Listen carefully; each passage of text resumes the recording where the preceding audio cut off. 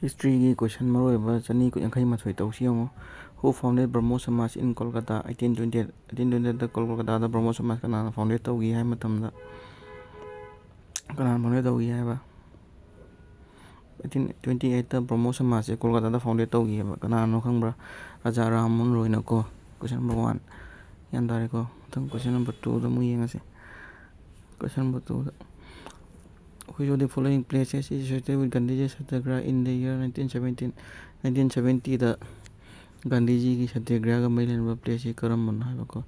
1917 da Gandhiji na ne Satyagraha ma pangthoki ba. Haiba Satyagraha si karam pham le Champaran ka mai leni ba ko. Matang da question number 3 da 1539 da Battle of Chausa se fought toiba between kana Humayun ga Sher Suri ani marakta. Sher Suri na ngamki ba ko do. Battle of Chausa se ko. Thangda, which nationalist leader criticized colonial exploitation through drain of wealth theory?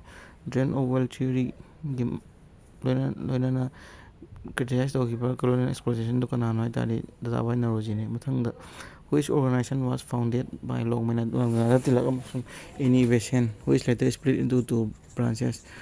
Kona branches ani tuna khaidokiba. Home Rule League ne. Thangda, Karamba from the Hindu college established Tauki Gehaba 1791. 1791 Karamba from the Hindu college established Devanarist Tauki Matang the United Province in February 1922 the Ko 1922 February 1922 United Province the UP the Pishina Matoki Bakarikova, sorry, incident. I have incident in Matungina non cooperation moment left Kiba, Matamakadina Tau the call of Tauki Bako. Feeling a Sibunu Hybrid subscribe to the Tobiramu.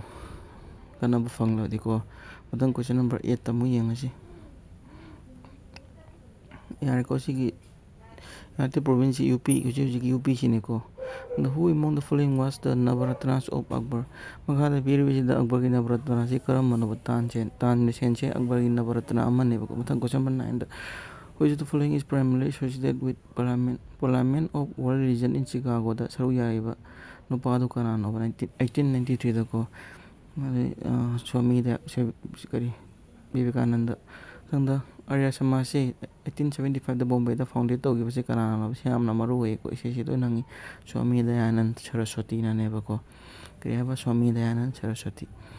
Thangda the non-cooperation movement was called off after which of the following events asi ngasai yaugre. Non-cooperation movement and high grade kai event ni matong da call of taugi na di Chari incident matong ina ko. Who among the following was successor of Mughal Emperor Babur? Makhada pi si the Mughal Emperor ki thau successor makhatarappan thau je kanana pai bana Humayun na pai ko Humayun. Baji sabji hai na isine lo si awani trick ama. Babur, Humayun, Akbar, Shah Jahan, Jahangir, Aurangzeb. Aina matang pai rakpani. Then where did Mahatma Gandhi along with other Indian establish Natal Congress? Mahatma Gandhi ka magi luna basinga Natal Congress e racial discrimination ki fight on ba kadai da lingkhat ki ba ge ba South Africa da lingkhat ki ko. Matang da in second round table conference da karam ba mi sing party ji saruk ya ki ge ba ko second round conference da second round table conference da international congress saruk ya ki ko 1931 da pangthok pani. Masida Mahatma Gandhi India ki national congress ki represent torok saruk ya ki. Aduga Indian national congress